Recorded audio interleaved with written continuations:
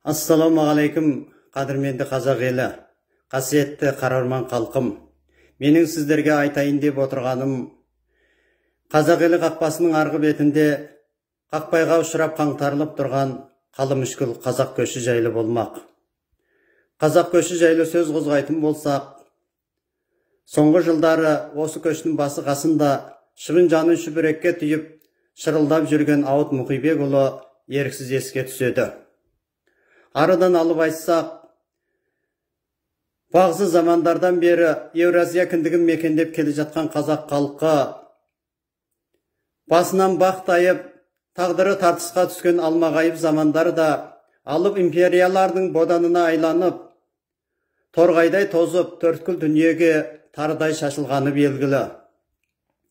Бейресми мәліметтерге сенсек, жер бетіндегі әрбір үшінші қазақ, шамамен 6 миллионнан астам қаракөз қандастарымыз әлемнің әр түкпірінде тіршілік етіп жүр. Өшкеніміз қайта жанып, өлгеніміз қайта тіріліп, тәуелсіздігімізге 30 жыл толып, ел еңсесін тіктеген бүгінгі күнде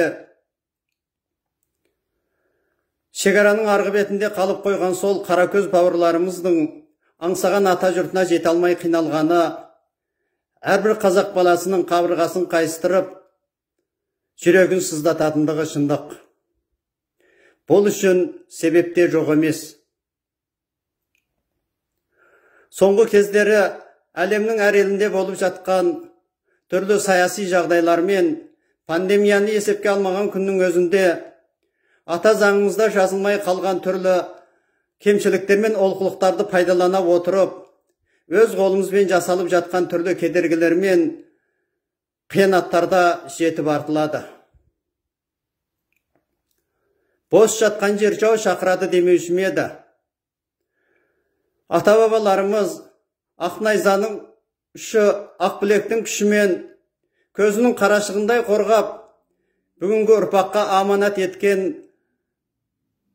6 айдан Атырауға дейінгі ұлан ғайыр атырапқа сұғын қадап көзін алайтып отырған көршілеріміздің де көп екендігі айдан анық.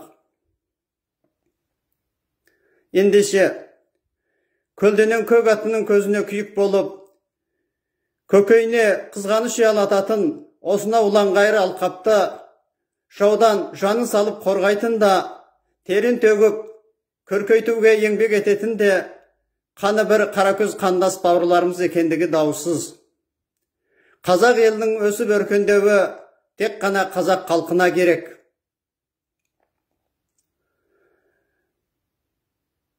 Елге ел қосылса құт болады, төртеу түгел болса төбедегі келеді демекші. Тұралап қалған қазақ көшінің тамырына қан жүгіртіп, қайта жандандыру үшін әрі сол көшті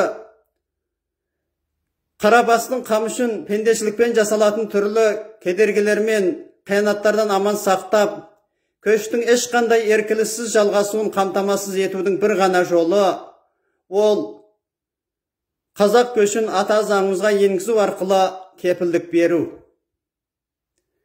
Өз басым жер бетіндегі қара қазақ баласын бір тудың астына жинауды арман етіп жүрген қатардағы қарапайым азаматтардың бірі ретінде Ауыт Мұқибекұлының қазақ көшін ата заңымызға енгізу туралы қазақ халқына жасаған үндеуін батыл түрде қолдаймын. Әрі өзін Қазақстан Республикасының нағыз адал азаматы, қазақ халқының намысты перзенті деп санайтын барлық азаматтар мен азаматшалар ұлт пен ел тағдырына байланысты осындай маңызды мәселеге еш уақытта да бейжай қарамайды деп сенемін. Барлықтарыңызға рахмет. Еліміз аман, жұртымыз тыныш, берекеміз бекем болсын ағайын. Құрметпен Әзіретхан Әуелханұлы, 2022 жыл 21 сәуір, Алматы.